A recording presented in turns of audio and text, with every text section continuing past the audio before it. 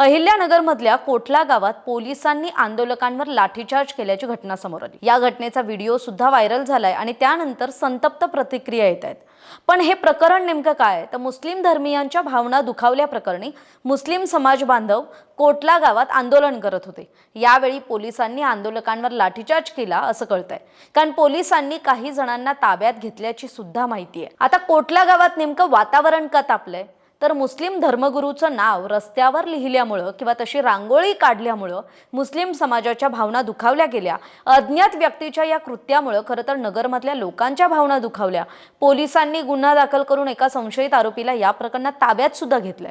पण अहिल्यानगरमध्ये मुस्लिम धर्मीयांच्या भावना दुखावल्या प्रकरणी मुस्लिम समाज बांधवांकडून रस्ता रोको आंदोलन करण्यात येत होतं। अहिल्यानगर संभाजीनगर महामार्गावर हा रस्ता रोको आंदोलन सुरू होतं आणि आंदोलकांनी अहिल्यानगरमध्ये रस्ता रोको केल्यामुळे खरं तर प्रचंड वाहतूक कोंडी झाली होती आणि ती वाहतूक कोंडी सुटावी म्हणून खरं तर पोलिसांकडून जमाव पांगवण्याचा प्रयत्न केला जात होता। पण यावेळी जमावाकडून पोलिसांना कुठलंही सहकार्य मिळत नसल्यानं वेळ प्रसंगी पोलिसांनी लाठीचार्ज करून जमाव पांगवल्याची माहिती मिळते।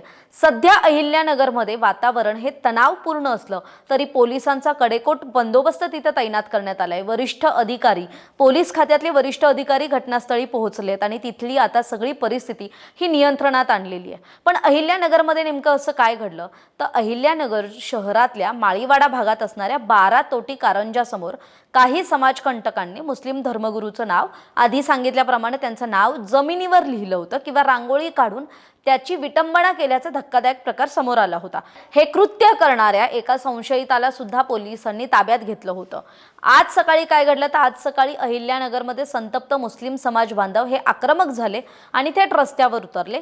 त्यांनी नगर छत्रपती संभाजीनगर महामार्गावर खरं तर रस्ता रोको आंदोलन सुरू केलं आणि मुस्लिम समाजाच्या धर्मगुरूंच्या नावाची विटंबना केल्याप्रकरणी आपण संतप्त झाल्याची भावना आंदोलकांनी म्हणजे बोलूनही दाखवली। पण कोतवाली पोलीस स्टेशनमध्ये याबाबत गुन्हा दाखल करण्यात आला। नगर शहरात आता तणावपूर्ण शांतता आहे। तरी प्रकरण काय आहे तर हे पुन्हा एकदा दोन समाज एकमेकांसमोर उभे ठाकलेत का? एका समाजाच्या धर्मगुरूचा अपमान करून नेमकं काय साधायचं आहे? नगरमधली खरं तर कायदा सुव्यवस्था ही कायम चर्चेत असते। कुठलाही मुद्दा हा नगरमध्ये म्हणजे पटकन पेट घेतो। जे देशभरात वातावरण आहे खरं तर सोशल मीडियावर याविषयी ट्रेंडिंगमध्ये विषय आहे आणि त्यानंतर गरबासारख्या कार्यक्रमांमध्ये सुद्धा हिंदू विरुद्ध मुस्लिम असा रंग दिला जातोय का याविषयी सुद्धा खरं तर अनेक वक्तव्य, अनेक प्रकरणं आपल्याला सोशल मीडियावर पाहायला मिळतात।